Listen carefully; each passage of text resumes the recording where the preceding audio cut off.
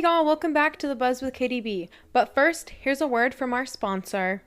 Maggie Joe's Handmade is a small family-owned business making all-natural laundry products that are just as safe as they are effective. From laundry detergent and scent boosters to upholstery deodorizers and wool dryer balls, everything is handmade in small batches using clean, simple ingredients with no harsh chemicals ever. If you're ready to upgrade your laundry game and make sure your whole house smells amazing, they've got you covered. As a listener of the Buzz with KDB, you get an exclusive 15% off your first order with code BUZZIN15 at checkout. Just head to MaggieJoesHandmade.com and treat your laundry to something naturally fresh. Welcome back to the Buzz with KDB, everybody. We're here with Mr. Ian. I'm gonna let you pronounce your last name because I don't want to butcher it. And then it's that's a wild one. Yeah, go ahead. It's like they took like 2 cans of the spaghetti soup, the alphabet soup, and threw it on the wall. That's what you get. So how do you say it? It's Kocourek. Kocourek. That's what I was thinking. I didn't want to butcher it, but thanks for. I see it's in your Instagram bio as well. Yeah, the clarification for when you ever had any mispronunciations when people are trying to bring you on stage? Oh yeah, especially like during graduation and stuff. Oh, I bet. They're like, how do you say it one more time? Yeah. I've been called everything under the sun. I bet. And I've got a pretty plain Jane name, and so does Katie. But yeah, I couldn't imagine being somebody that's a figure in like a music scene, right? And having people try to pronounce it and not know what the hell they're doing. I'm excited to see how bad it'll be spelt on a marquee. Oh yeah, you're gonna have some marquee even Treaty Oak had those in the day, and Reedy Oak and all these, they've talked about it, but they've seen some crazy ones. But yeah, you're in for a storm for that one. Yeah, I think I'm just going to lean into it. Yeah, you should all I can do. Dude, you should do, hear me out, do a merch. Ian, and then it spells your name in spaghetti letters, but it's every letter's all around. Yeah, that'd be sick as hell. And just here, I'll take 10% cut, I'm just kidding. But Ian is a local cat here out of the Gulf Coast area, Texas City specifically. Mm-hmm. Yep. So that's just where we are right now. And really like the local scene here. There's not much for music, and he kind of found a way for himself outside the scene, but there's so much talent here. And we'll unpack into that here in a little bit. But Ian is one of those guys. He recently making music. Mm-hmm. I talked to your sister here at High Horse a couple weeks ago. I don't know. Did she tell you about that? Sorry about that. No, did she tell you about that? Yeah. Yeah. So she texted me at the Geo concert, right? Yeah. So we interviewed Geo after, and I was like, we were supposed to do it before. Geo went passed out in the van, and I was like, I'll get it after, right? So I just wanted to play pool. I knew Andrew. I went to school with Andrew, and his girlfriend is his sister, and so we chatted it up, and she's like, "Do you know my brother?" And I'm like, what a fucking pull. How the fuck do we get that? I'll give her 10%. Yeah, you got to get the 10% out. But now we were sitting there, and he's like, you should definitely check out my brother. And I'm like, kind of know your brother. And the way I found out about him is Stelly and those guys. I'm a big fan of Stelly. Mm-hmm. But you've been working with somebody in Stelly's crew. Yeah. And tell me a little bit about Mr. Purtle for you. How's that been? So, it all started at Yaga's at a free concert. So, like my sister's class, I think she graduated 17. She has a whole bunch of buddies that I'm friends with, and they all were like roommates with Stelly. Yeah. During college, and right before he made that first record, I followed him on Twitter and stuff, and I've been tapped into his stuff ever since. And so at Yaga's, I was watching the free show, and Jack, he was having some technical difficulties with his pedal board and stuff. And, since I play guitar, I'm like, dude, what's wrong? Just talking to him about it. And we met that night. He was super cool. And then I moved to San Marcos and started becoming the music scene there. And then one day, randomly, he's like, hey, man, I'm getting into producing. Can I produce a couple songs for you? And I was like, hell yeah, let's do it. Yeah, and so they post, Jackson, what is his last name? Purtle. Not Jack Purtle. Jones. Jack Jones, and then the other one, Jackson Malden. Yeah. They all of those guys are always in the studio. Hunter Navier as well. Yeah, Hunter played on the he did. Awesome, too. Yeah. Awesome. That's a cool little tidbit. But yeah, Malden's dad's got a studio that's got some cool history, and so whenever they post music-related new people, I always go and vouch and see who was already following these people, because you can have street cred by getting into a studio, but if you don't have the mutual respect of other people, and so I was like, let me see if Ian's followed by anybody. You know who you're followed by? Andrew fucking Wardrobe. So I was like, I'll follow. I don't know how the hell these two guys know each other at this time. But I was like, man, this guy, if Andrew's into it, and I know Andrew's not the deepest in the music scene. He used to be way back in high school, but I was like, if Andrew's following Ian, I feel like I got to. And so It wasn't for the music. It wasn't for the music, and that's the funniest thing. And so that's really just like makes today like a funny like bit for me because it wasn't anything that was supposed to be on my radar more than a Pirtle post and just posting about you in the studio. But it's turned into more. I've loved your music since then, and it's been really cool to see the singles you've dropped. And speaking of some singles, you've dropped what, 4 now? Mm-hmm. Yeah. So the most recent one, this one was really caught off me by surprise, and I heard the story from your sister, but I'd like to hear you share it here. You dropped one about your grandpa, and I was listening to. I'm not a big music listener on Fridays because there's just an overwhelming amount. Yeah, that's why I try to do it like the day before. My Monday week is it starts off with new music, and yours was on there with Long Lost Friend, and it was said drop Sunday, and I was like, man, this kid might be behind the 8 ball or something. He's dropping a couple days late. What the hell happened? And so I talked to his sister about it, but I would like you to share your reason and why you dropped it on a Sunday. That was July 22nd of this year. If you have not heard that track yet, it's out now. You can go see it. This will go up in a couple days, so yeah, you'll see it. But this is a really cool one. It really touched my heartstrings too. And so I want to explain why you dropped it on a Sunday. Yeah, so I dropped it on July 22nd on Sunday because it would be his 100th birthday. Yeah, and that's what she told me, and I was like, that's such a sentimental like. And I was already planning to drop it around that time too, because just try to space out the singles and stuff. And I was like, well, it's only a couple days off. Yeah. You know, who cares if it gets less streams on Sunday? Yeah. I don't know. In 10 years, whenever someone asks me about it, well, like right now too, it's cool. Yeah. It's like, why'd you release it on that day? Because he'd be 100. Yeah, yeah. And so if people also like, I don't think like it's crazy because if you go looking back and like, they went dated George Strait dropped this album. Like before streaming era, it says January 1st, 1990. Who the fuck? You know, everybody's dropping on the same day? No, you know what I mean? Exactly. But I really hope that does. People go back and like, because how old are you?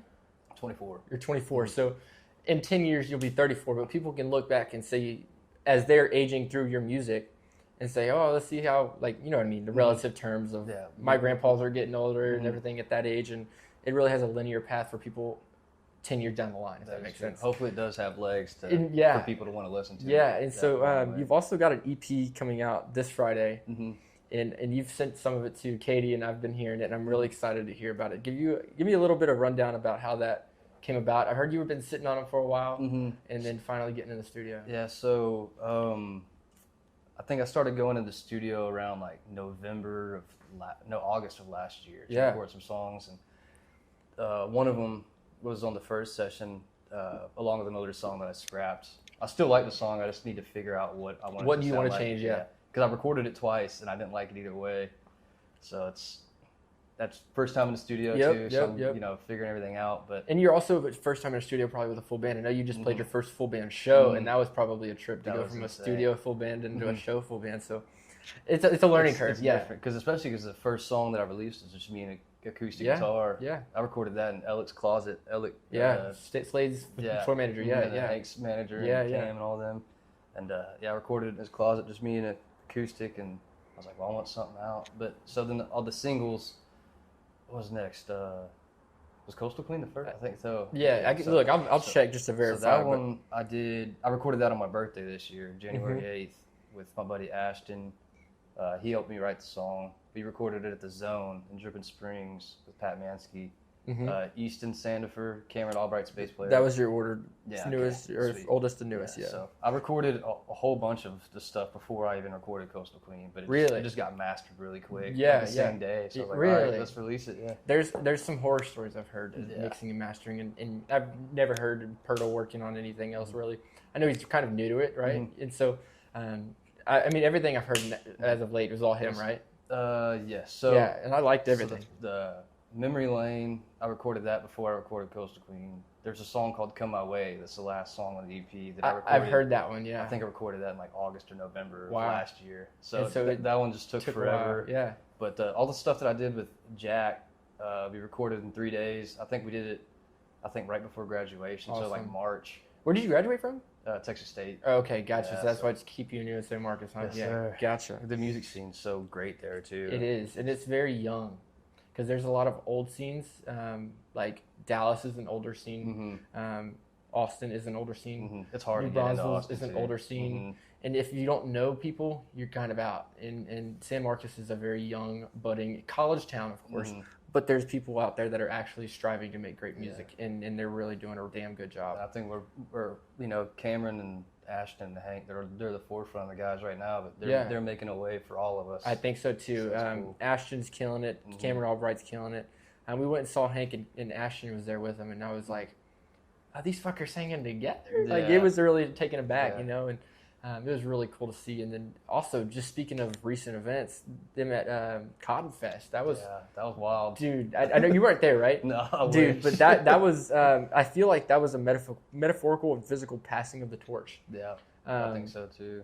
It was, I mean, all those Randy's, the New Braunfels guy, Wade's up there too, and I don't know who was all on the stage at the same time, but I think all of them and Ty Myers. Yeah, they went on whenever Randy was playing full band, so Randy kind of let all the young kids run loose. Dude, that was cool. It was really cool, and it was like Randy's about to put out another album too, and so you really can't count Randy out. He's been making music for 20 years. He's like our godfather. He's especially with Cheatham. Oh yeah, Cheatham is his baby. He owns it, so I'm glad he's keeping it open. Yeah, for sure. He could definitely Harry's that place, and nobody would ask anything. But it's definitely one of those venues that's like, how is it still open? Looking on the outside, but it's definitely one of those that's killer rooms. I've had to tell like people in classes, I'm like, hey, I'm playing Cheatham this night, and they're like, what's Cheatham? Oh shit! And then like I'll show them, and they're like, I don't want to go. Yeah, there. it's a grungy ass barn. Like, you need to go there.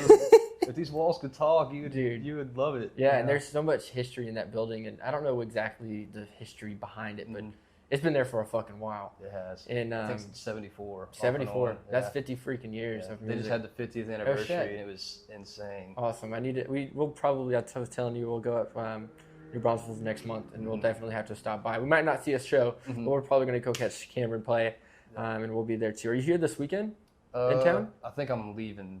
Gotcha. I think I'm leaving on like Stelly's in town, and so Pearl's in town too. So I was gonna see where are they playing at. They're playing at Armadillo Palace. Parker Ryan's opening an an acoustic set, and then we got Stelly's local guy. Yeah, and so that's what kind of we were talking previous to this, and wanting to do something with the local cats. But Parker was really the guy that like I latched onto, and I'm like, damn, I really missed him down here. And so that's why I'm wanting to get some stuff together and do some stuff. And cool. Not announced yet, but we'll definitely get there. So we'll definitely be seeing Ian again.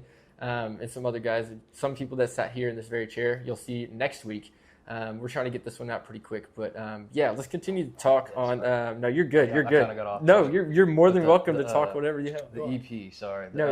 We recorded it in 3 days, or we recorded 3 songs. It was Long Lost Friend, Midnight Moon, and Satisfied. We recorded those in 3 days, and we got those turned around pretty quick. Got some pedal steel and background vocal overdubs added to it to make it sound a little bit more country. Yep. And I'm excited. And Jack mixed it all, and Ben Hussey from American Aquarium and Six Market, he mastered it all. But he played bass on 2 songs. Dude, that's such a cool name to have attached to. That dude's legendary. Jack's legendary as well. But those 2 guys, like, and I was telling your sister this. I was like, I'm so happy to see. There's so many people that just chase the TikTok fame and don't really put the work in with the people they should be to get them where they need to be. You got to build the foundation first. And you've built this damn strong one. Like the names that are thrown out, and I'm just like, really? I'm like, it's so cool to see. It's all luck. Yeah, it is. all luck. I mean, there's nothing wrong with it. Like, luck takes a lot of people. There's a lot of people up there still because of luck, you know? And I mean, if you got a luck, it's better to have it's better to have bad luck than no luck at all, because you still got luck. Yeah. And but yeah, you've got a good support around you and the people that are playing, and it's really beautiful to see the little crew. And I know, like, I don't know how old Hank and Ashton and Cameron are, but these are people my age, and so it's like I really am striving for these guys to do well, because I've been listening to older musicians my whole life, and so it's, I mean, no dig to Ty Myers, he's really got a younger crowd base, but y'all are really in this scene, and it's really heavy, and it's really cool to see. Another thing I want to hit on, your sister told me this as well, is you kind of had like a deadline to get off the pot of shit, right? Yeah. And so how'd that go? You know, whenever you asked me how old I was like, I still feel like 21. It's just that COVID lockdown year kind of screwed everyone's time up. But I don't think I'm a great singer. I know I need a lot of work on it and stuff, but I was writing songs that I thought were pretty good. And, you know, I've been playing guitar, and I come up with some cool like music, in my opinion. I just like the way it sounds and stuff. And I was like, well, I got to sing these if I'm ready or not. I got to do it, because if I wait till I'm 30 to release everything, then I miss out on all the prime years. Exactly.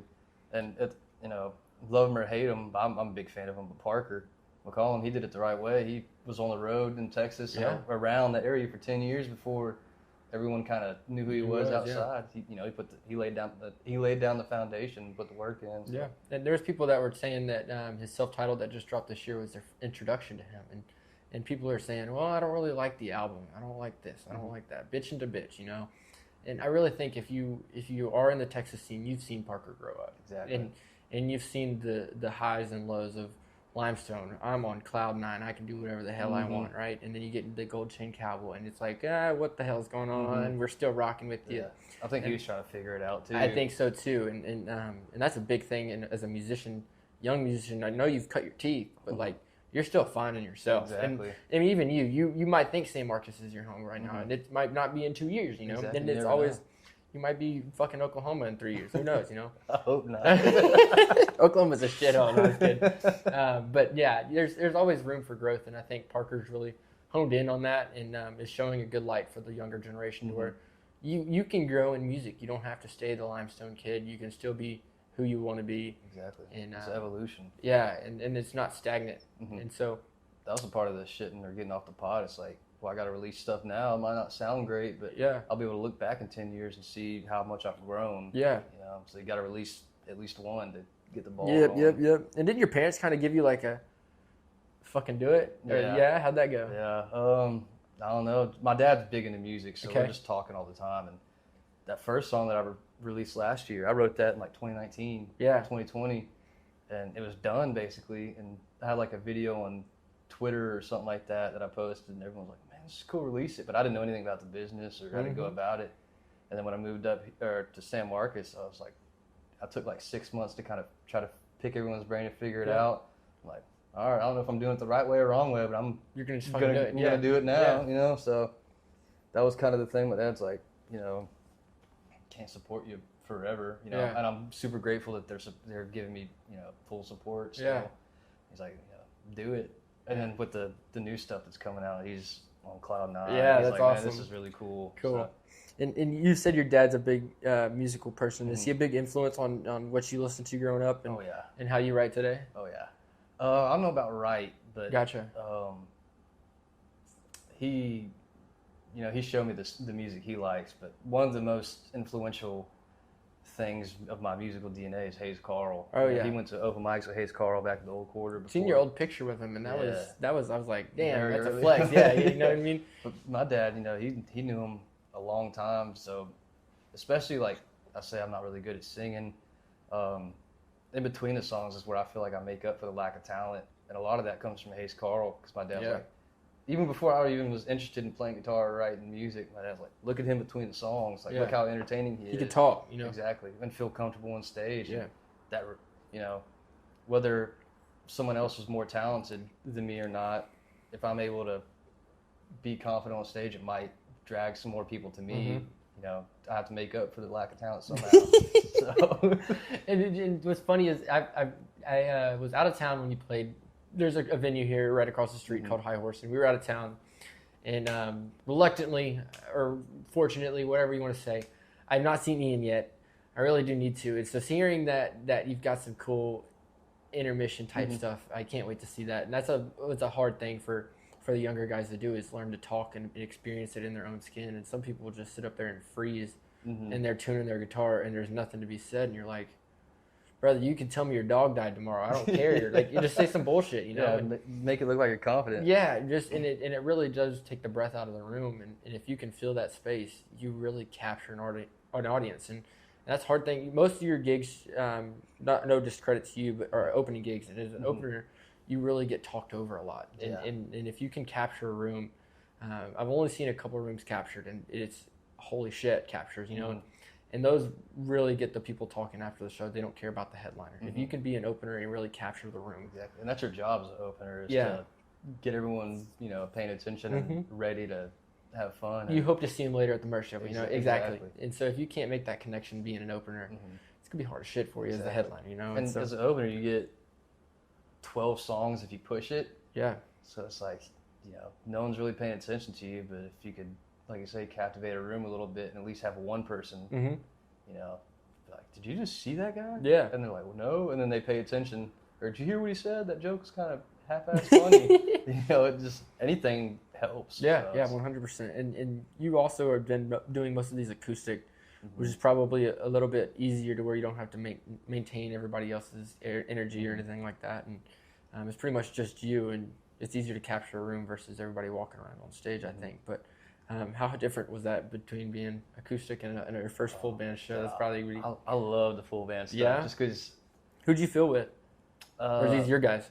Oh, these are my guys. Cool. Like, yeah, I want to expand the band. It was a trio right now because I could play enough lead. Nothing wrong with the trio? Yeah, but it's, I don't know, no background singers, it's kind of hard. But it was the first full band show, too, so my voice was gone. I didn't really know how to sing with the band, and now I think I've taken some notes, and I think go back to the drawing board and get be better. But, yeah, it's a guy named Cash White. Okay. He's playing bass out of Austin. His uncle played bass on Ian Moore's first 2 records. Oh, hell yeah. And he's been in the business, He's just as insane as his uncle. Cool. He's actually playing on a song that I'm releasing later on this year on Stevie's birthday called Just a Number. On his birthday? Stevie Ray Vaughan's. Gotcha. And it's he played bass on that. He killed it. That's crazy He's cool. insane. That's crazy and cool. then Miles Love, he plays with Sam Downing, which is he's a really good country guy from Wimberley. Gotcha. And Miles is from Wimberley too. Gotcha. And he was playing drums and killed it. Cool. And you're playing lead and rhythm. Mm-hmm. How difficult is that? Because typically, because on the acoustic you're just chilling, right? Mm-hmm. And it's pretty go with the flow. And in a full band, you're wearing multiple hats. You're the comedian, you're the rhythm guy, and you're the singer, and you're just a fucking clusterfuck. And I tried throwing a harmonica in there because I couldn't play a solo on one song, and I don't know how it turned out. People seem to like it, but there's no wrong notes on a harmonica. Right. And do you have background in harmonica, or are you just like, hey, we're just gonna fucking try it? No, just because what was it, cover or is it original? It was original. It was that Satisfied song. Gotcha. It's very like I can't play the rhythm because the rhythm guitar is such a driving part of the song. Yeah. It's like, well, I'm just gonna make up some harmonica part. Yeah. Let's try it out. Yeah. There's on the bluesy songs, it's easier to do rhythm and lead. I have 3 bluesier songs in the set that were very easy, but on the country stuff, it's kind of very straight ahead, and it's hard to do both. Where does your blues influence come from? Stevie Ray Vaughan. Yeah. And ZZ Top. Yeah. And how important are those guys to be from Texas, and you try to live up to that? Is that fucking sick to you? Oh yeah. Yeah. My wallpaper on my phone, Stevie signed a post in Cheatham Street. Oh really? And it's my wallpaper. That's sick as fuck. He played shows there all the way up till he blew up. So that's crazy. I didn't know that. Yeah, and that's of course in the timeline we just laid out. So that's very Yeah. Every time I feel down on myself when I'm playing, I had a residency at Cheatham and like nobody would show up. Really? It was like 6 months, but it was great. Yeah, you just get exposure and playing. Or just playing live too. It gives get the reps in, build the foundation, and I feel down a little bit. Like, man, no one's really paying attention. So then touch that Stevie Ray Vaughan. Yeah, and then I remembered, I'm like, because there's a book about Kent Finley. It's called The Dreamer. It's a great book. Yeah. And he wrote about Stevie in there. And he was like, Stevie played here every Tuesday for 3 months or something like that. No one showed up. Like there was no one showing up. And then he did that stuff with Bowie. And then he told Bowie no. And then all of a sudden it was sold out for 2 weeks in a row. So it's like the talent was there all along. It's you just gotta people wake up into it. Exactly. So and like I was telling you earlier, there's so much talent, and people are too focused on what the hell dating situation people are in or whatever the fuck. That doesn't matter. Just get to the fucking music, you know. And another thing I want to talk to you about is the writing process. You said some of these songs on your EP and the ones you've released now already singles. They're a couple of years old, and how do you get back into that nuanced vibe of, hey, I've already released music, I need to lift it up a bit? How do you get about that? On You Were the One, I always pictured it as like a full band song. Yeah. And I just wanted something out, so I didn't really rush it, but like the song was already done, so I just put it out, and then I still had a vision for it that I wanted in my head, and this just comes from all the inspirations and influences that I've had. So I make my own demos in my bedroom. Like I have a MacBook and I'm just program drums really bad just to get the vibe. Yeah. And then I'll show it to the guys in the studio, and then I'm like, play your version of this. The reason I hired you to play on it is because I want you to play figure it out. Yeah. Just don't take this verbatim. Just do what you want. And we'll change everything around within this vibe, you know? get inspired. So that was really cool. I believe in everyone. On this EP, it was a lot of people's firsts. Like really? First time producing, first time being on a record, first time singing backup. And any of the guys you mentioned earlier in your band on this EP, or is it just fill-ins? No, just fill-ins. Cool. Because I didn't really have this band until like a month before the show. Yeah. So I mean, and there's never a better time than now, you know. Then, I told them too. I was like, hopefully we play a lot between now and the time that it's ready to record, hopefully an album. Yeah. And if we're playing consistently and we get stuff down, I would want them on the record because I want like a set like. Do you have written songs for an album? Oh yeah. Yeah. Awesome. How much material do you sit on currently? If you don't mind me asking. I mean, you could say 2 songs, and I'd be like, all right, fuck I probably have like 12 songs that I'm ready to go on. Cool. Just getting the money. Yeah, 100%. That's what I'm hoping this EP will do, is create enough demand for people like, we want to hear more. Yeah, and after this EP drops, are you planning on hitting the road fucking hard, or are you wanting to trying. just... Yeah. I'm trying. Hopefully. Do you go through booking with Alec too? Nah, Gotcha. I'm all solo right now. Gotcha. But he has his hands full. He has like 6 bands. Dude, it's crazy, bro. Yeah. I'm trying to make sense for him to want to... I'm trying to offload somebody from him and help him out, dude, but he don't even know that backstage story. But this probably shouldn't even be said. But yeah, I totally understand the.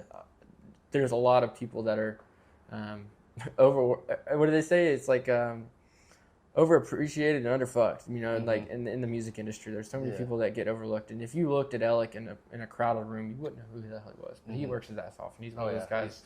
Videographer, he does everything. Yeah, bro, it's crazy. And there's so many people that are like that in the music scene that you would never know their story. And he's a nice dude too. Dude, he is. That has to be hard to be nice to. Oh yeah, when you're dealing with all this bullshit and stressed out. Yeah. And imagine his stress levels of the 6 other stress people under him. And he just graduated too. Really? So he had school on top of that. Fuck that. And he was up at Lubbock too, huh? Yeah. No, he went to Texas State. In Texas State Marcus. Gotcha.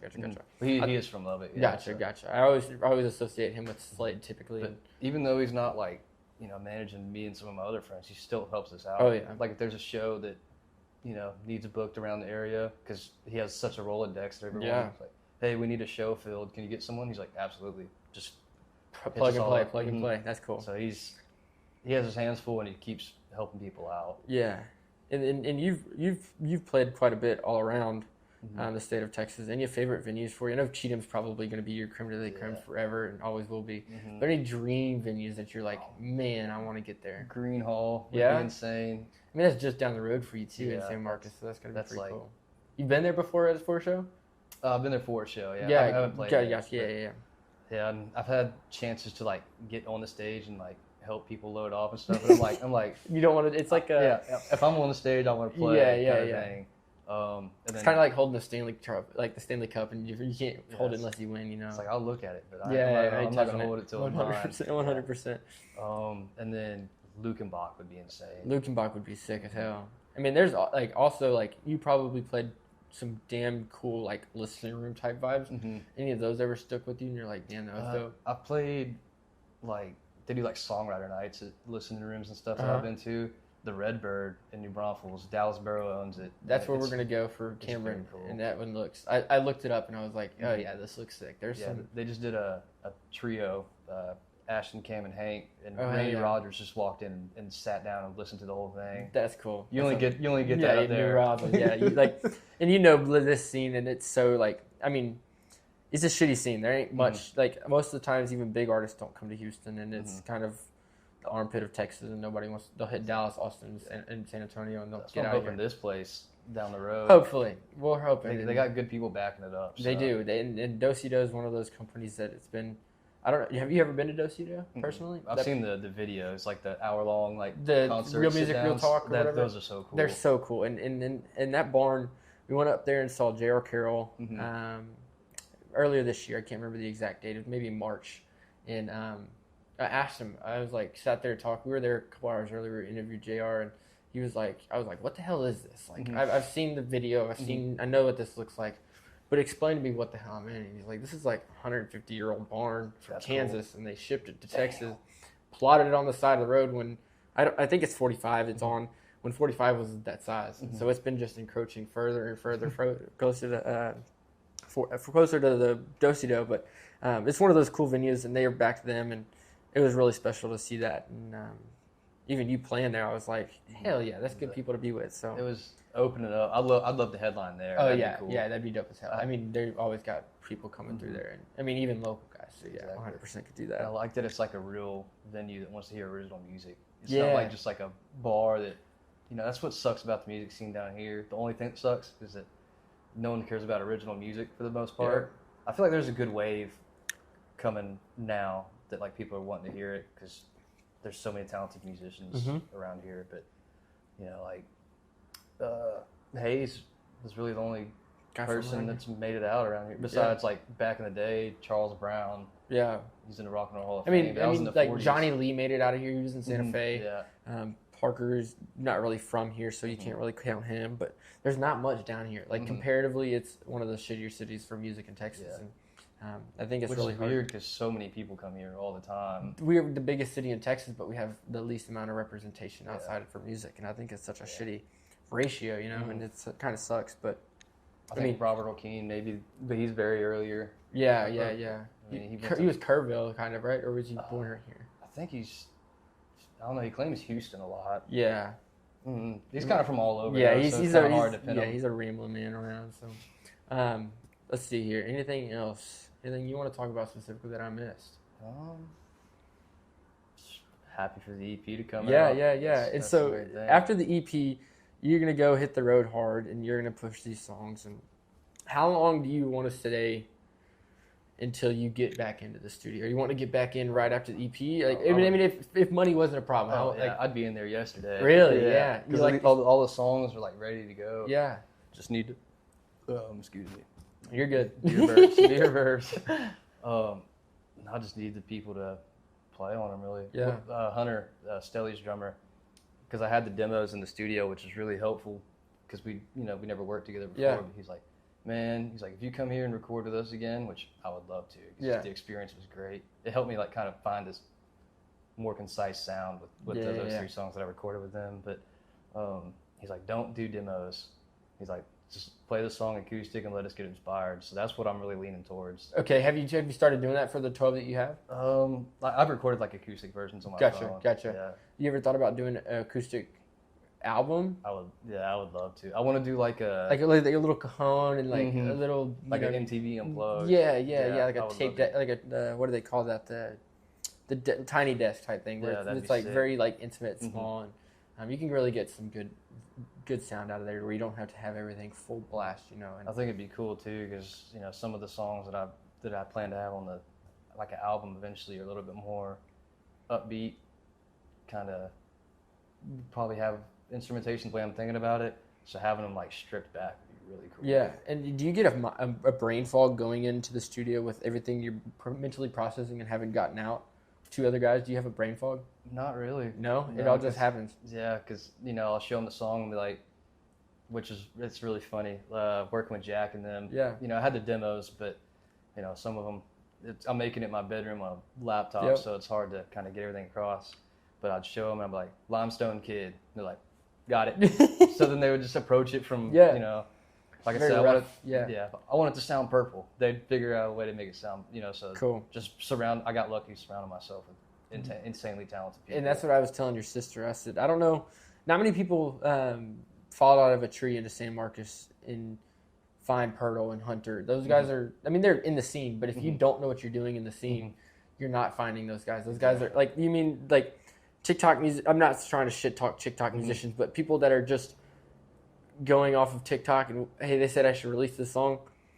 There's other people above you that, and then I think Pirtle and all those guys are up there, and they really can have their stripes. They're Tony Tigers, and they've earned their damn stripes, and it's really cool to just experience music with them, and even seeing them in show. And I remember Stelly played a show in Houston in December, and it was him and Jack Jones sang an original. And I don't know if you've ever heard any of Jack Jones's stuff.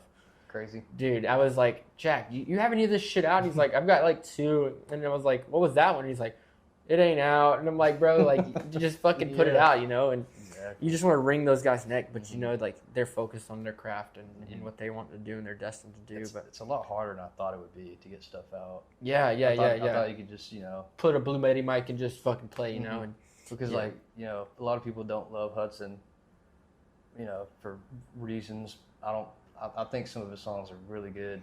But the way he described his first song is like, oh yeah, I met someone at Guitar Center, and then the next day we were in the studio, and we put it out a week after. It's like, I don't know how he did it, because it wasn't that easy for me. But. So I was headed up to Oklahoma, and I'm a perpetual scroller when I drive. Kill me, throw me to the stake. It's bad. And I'm scrolling, and it's Hudson. It's like 200 likes on this post. And it's his first post on TikTok. And I'm like, it's April. Don't quote me on this day. I think it was like April 27th. And his name was still Hudson West. And so I don't even think Westbrook is. I might be calling a bluff, but I think his full name was Hudson West, because that's what I first saw. And then I was like, Hudson West. And so I texted my buddies, and I was like, hey, this kid's got a pop to him. This is Parker, like me and coordinated. And he was like, well, I'll listen to it. I don't know. It sounds like another Texas kid to me, and he's from Oklahoma. And he's like, it is what it is. And so I was like, really? I think the sound's there. Like, he's got a vibe. And, he for sure does. Sounds cool. Dude, it was. And then it was 3 weeks later, and the song's out. And I'm like, that motherfucker just threw a video up on TikTok. And then now props to this kid. I went and flew up and saw him at Canes last year. And that was like the audience he captured. I mean, yes, they're young. Yes, they're devoted. And that's a hard thing to have. And Parker opened that show, and I'm a big fan of Parker. And so, Ryan? So I flew up to the show. My buddy worked at Tulsa Airport, and he's like, hey, I can get you like $80 round trip. And I'm like, I ain't got shit to do. Let's fucking go to Tulsa for 18 hours. And so we saw him open for Hudson. And I'm in Parker's crowd, and I'm like, fuck yeah. And there's like 14-year-olds like, who the hell are you? Like, why do you know this stuff? And I'm like, get out of my way, It's like, I'll get out of here as soon as Hudson comes on. But like, it was really cool to see like the meshing of, there's so many young people out there that are just now finding and developing music love, and any way you can pursue it. And that's one of those things that I think Hudson's really doing well, is getting the younger crowd into it. And if you've got to do it by any means necessary, if you've got to be the good-looking dude making music, go do it. And so, as long as you believe in your music, and that's the main thing. And he's done that well. And he's got an album coming out here soon too. So really excited for him. And dude, arenas already now. It's insane. Crazy, bro. Yeah. If I could, this is one thing I really would like. This is like perfect scenario. If I could invest in artists, hey, I'll give you $1,000. All you got to promise me back is when you start selling like ticket shows, arenas and stuff, I'm getting a $10 ticket. You know what I mean? Like, I invested in you early. You got to invest in me late, And well, if you're getting them $1,000 early on, they better get you backstage passes. And everything, right? And like sign my vinyl and meet me, and and it'd be cool. But there's nothing. I wish you could really invest in people, but at the end of the day, it doesn't become the investment. It becomes the work of the person that's making the music, and that's what really holds water versus the money aspect of it. Well, that's what's cool about Texas, though, is that there's so many like great musicians per like square mile. Yeah. And they're all just like doing it too. Yeah. And you were telling me like a dozen people out in St. Marcus that are, I would say, grinding, right? Yeah, like me and my buddies, we all shout them out. You don't got to just call them buddies, but you can definitely give them a shout. Jameson Edelman. Okay. He's great. He's doing a lot of songwriting stuff in Nashville right now, but he sits on like 300 great songs. Like, he writes every day. Yeah, he's insane. So we met him at Songwriter Night. Hank was the first person I met in San Marcos. He was working Songwriter Night. Oh, hell yeah. I'm telling him, I play music, and he's like, oh yeah, I do a little bit too. And then he plays me like one of the best songs I've ever heard. Which one was that? It'll come out. Oh, okay, soon. Okay, it's gotcha. called Lonely's My Only Friend Tonight. Awesome. And I'm like, yeah, all right, little bit by he just name dropped Slade. He's like, yeah, Slade helped me write this. I was That's dope. Coulter? He's like, yeah. I'm like, oh, okay. But no, he's great. So, there's two. Cameron Albright. Yep. He's insane. Ashton Naylor. Yep. Bo Moore. Tanner Meningay. And a lot of these people are sitting on music. Some of them haven't released, or some of them have a couple singles out, but they have a lot of work that's just sitting and they're ready to explode. And I think it's like a volcano, man. That's what I'm telling all my buddies, because like at Songwriter Night when we were going heavy, all of us are starting to like do more stuff, so we don't have to go as much. But there for like 6 months, maybe 8 months straight, we'd go every week. And really? We all heard each other's songs that we're all going to release this year, maybe next year. It's insane. I'm looking around. I'm like, this is crazy. All the old guys that used to like have been going there for years. Like, we've never seen anything like this. Yep. So I told my friends, like, if we all work hard, we can make it to a certain degree, depending on what your version of making it is. I was like, in 10 years, if we all just, work our asses off and, keep playing, they're going to make a documentary about this. Oh, yeah. Can you believe all these guys are just sitting here, dude, like hanging out? I mean, like, I don't know how in tune you are with, like, current Texas State kids, but if you fucking find somebody and you say, hey, you come be my merch guy as a videographer, you get all the beer you want, right? Mm-hmm. St. Mark's has got plenty of beer. They ain't running out anytime soon. And if you just video groups of people, you know how fucking cool that'd be just to release as a 30-hour feature film and multiple movies. Like, it'd be cool just to see. And I don't know how many people are up there up in that alley to do that, but yeah, y'all got a lot of fucking talent out there, and it's insane. My buddy Jameson, he's been going to Nashville quite a bit, but he likes to just go around to different cities and see what's up. Me and him talk about this music all the time and career stuff, and he's like, going to these different places outside of Texas, because I think he went to school in Arkansas. Mm-hmm. He's like, dude, every single one of us could be that city's ace. Yeah. Like, we could be the number one guy in almost any city that we go to. Yep. And we're all just like piled in. Yeah. Yeah. And that's it's cool because it's not like, we have certain guys at the forefront that are creating the wave, but it's not like they're like, hey, don't look at these guys. You're filling it right behind exactly. you. Yeah. They're we're all trying to help each other. And yeah. I think that's very rare for a music scene. It is. It used to be a very cutthroat scene. Yeah, and a lot of people would try to screw each other over, but we're just all, we all care about the music, number one. Yeah. Number two, we're all, we all have good we're good hangs. Yeah. And I think we all make pretty good music. I do too. And I think it's like when you talk about the older generation, it was always Randy and Wade and Kevin Fowler and Aaron Watson and what they're doing. And it was the groups, I think. And I think it's more of a wave now, and it's going to be supporting and just layer after layer. It's going to be like an onion, man. And I'm happy. I love Katie to death, but I'm happy that she's sitting in there right now and not in this episode, because she's not from Texas by any means. She's from North Dakota. Oh, shit. And so, like, her in this scene, I could throw out 30 names and nothing would ring a bell. And so it's really cool just to sit down and kind of get that out of the way of explaining who these people are if I had to, And I think what y'all have got is really fucking special. And I've been telling people for months now, the Texas scene has got something special, and it's just brewing hard right dude, now. It is, and it's like putting something in the crock pot, and you're about to come home and you're about to eat, and you just forgot about it all day, And then y'all are fucking killing it, man. And it's so cool to see people work in the dark, because y'all are like fucking ants moving shit, and it's so cool to see. We're trying. Yeah, sure. yeah. And does that take a mental load on you? Being overlooked. Not even being overlooked, but overworked and under. You know what I'm saying? Like y'all are all. Anywhere you can, you're trying to get a spot, and there's so many people out there. I don't think so necessarily, like in the San Marcos area. Yeah. Like on the outside, like none of us are really popular, like super popular. Cam's getting pretty good success with opening for Ty Myers and stuff. Yeah, so he's getting his name out there. Yeah. Which is good. And he needs, everyone needs to know who the hell he is. Yeah. But I don't know, we all get a decent amount of gigs, and we all kind of get a decent amount of love there. I don't know. It reminds me of I'm going off of documentary stuff, because but like Austin in the 70s, I feel like that's what like San Marcos is right now. Yeah.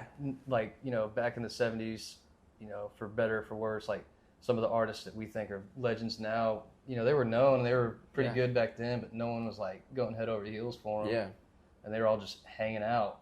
Just fucking shooting the shit. So hopefully, if we work, we could be like the Doug Psalms and Willie Nelsons and everybody else that was in Austin. That's sick as hell, man. And do you ever find like a moment where you can step back and just be like, man, I'm really in one of these moments? Like, you ever hit that like wall? Does it hit you hard? Sometimes. It's mainly like whenever I'm walking back to Cheatham from the bar down the street, and I'm just sitting there, like, I'll see like Cheatham by itself, just shining light. It's 2 a.m. and I'm just like, this place is really magical. And then I'm just thinking like, 2024, 2025, people are gonna be like, damn, I should have been at this place all along. Yeah. And I even feel late. Like, and I know I'm really not. It's still, still bustling. It's right on the turn. Like some of the guys are getting noticed a little bit. Like Cotton Fest, like Randy, the passing of the torch. Randy knows, I might not know who I am, but he knows about the community and about there's everyone that's involved, Yeah. Randy reaches out, hey, can you fill a show? Nah, but I got Ian here, and he'll fucking play, and it's you're always looking out for each other, and I think that's one thing that's really lost in this art. Mm-hmm. And I think I did an interview like outside of Cheatham for like a Texas State journalist student. And I was like, Cheatham, especially with the community now, I'm pretty sure it's been like this all along too. But people that are there to get something out of it and leave, it has a good filtration system. Yeah. The people that hang out there and are still involved in the scene, they're there because they care about Kent Finley, they care about the legacy, they care about Cheatham Street, they care about Texas music. And we all want to be famous and make enough money to not starve to death. Mm-hmm. But that's not what it's about. It's all about the music. The music is first. It's all about the music, and it's all about just having a good time too. Yeah. Live shows, the TikTok stuff. I'm trying to be more active on TikTok to kind of help boost me, but live shows and being around people and playing the music that you want to play, that's the main thing. Is your social media been one of your hardest struggles in this scene? A little bit. I'd say the business side of it was hard. But since we're all super just focused on the music, it's like, oh man, do I want to post a TikTok? It's like kind of corny, Yeah. But then I think if I want to be seen, you got to be seen by a masses. Exactly. If I'm not going to budge on my music, I'm gonna make the music that I want to make. I gotta make up for it somehow. I'm not gonna take my shirt off and do a video like that. But I might run over some yard signs. I might post a video of me looking in the camera first, which is super awkward. It's so weird. Like sitting here right now. This is hard for me right here. Yeah. It's I mean, I'd like to be more professional in what we do, but this is a setup right here. This is I mean, we do this at venues, but it's pretty cool to see. Just where this is now, and then in 3 years, what we're going to be working with. And so I'm hoping to have a cool fucking setup and then have you back and be like, hey, Ian, can you remember me? You can come over and play our video? Yeah. Well, hopefully I'll be able to help y'all out. No, and likewise, I think one thing I'm big on is a social media that's often overlooked. It's Twitter, man. Yeah. Go get drunk, post some drunk thoughts. You'll be fine. I promise you. And throw your music on there. And I'm bad about that now because Twitter used to be popping. But Twitter still is popping. There's a big scene, not even in Texas even. Mm-hmm. It's nationwide around. Mm-hmm. And there's a dude I was posting about, I kid you not, a week ago had it's hard to get your numbers if you're at 50, it's hard for me to go to 50 to 75, right? Mm-hmm. On a monthly stream, right? I just saw this dude at 40. And I'm like, hey, go listen to this guy. He's really cool. Didn't really get no budge. Mm-hmm. I sent it around to where I wanted to and who I needed it to. And not trying to float or anything, but the dude's at 60 now, and it's 20 new people that have never heard his music. Per month. Yeah, per month. And that's a lot of growth, And so that's what I'm telling a lot of the young guys is post it wherever the fuck you can. If you got to get on the Chinese TikTok, jump on the Chinese TikTok, Hank got on a... shit! You got to give me this one. Yeah, I'll show you after this. But his name's Mr. Khan, and I think he's like a ball. I saw you selling bras, huh? Oh yeah, you got hacked. Oh shit! Don't sell me no sports bras. Hey. Yeah, I seen that, and I was like, God damn, I already bought 3. I just wanted to slide up and say, but I was like, nah, Hank don't know me like that. I've reached out to him a couple times, but I'm waiting for him to come back down to Houston and do something like this. I'll tell him about you. I'll tell all the guys about it. Yeah, but I mean, we're pretty we've never been in this situation where we're this booked out. We're booked out through September. And so and it's been fucking awesome. Busy. That's good. And but yeah, we'll definitely make time for all these guys and find some way to get them. Tell them you're coming up there too. So. Yeah. I mean, we can bang some out before we go float. I mean, a floating podcast would be sick as fuck. Go get one of these on a tube and just fucking record. Might have to bleep out a whole bunch. I mean, we don't give a shit. You can say whatever but nobody owns us really, so you'll be fine. But we get to talk shit. It's been pretty fun. But anything else you want to talk about? Cover anything? I think that's pretty much it. Well, this is Mr. Ian. Say your last name. Kocourek. There you go. Mr. Ian Kocourek here on The Buzz with KDB. He's got an EP coming out this Friday. This is coming out Wednesday, so you've got 2 days to go ahead and pre-save this album or this EP. Mm-hmm. Listen to it. It'll be dropping Friday morning. I've heard the EP. Katie's heard the EP. We both loved it. Think y'all all will do as well. But yeah, thank you so much, Ian, for being here with us. We've had a great time here, great talks, and We'll see you on the next one next week, Mr. Trey from the Faye.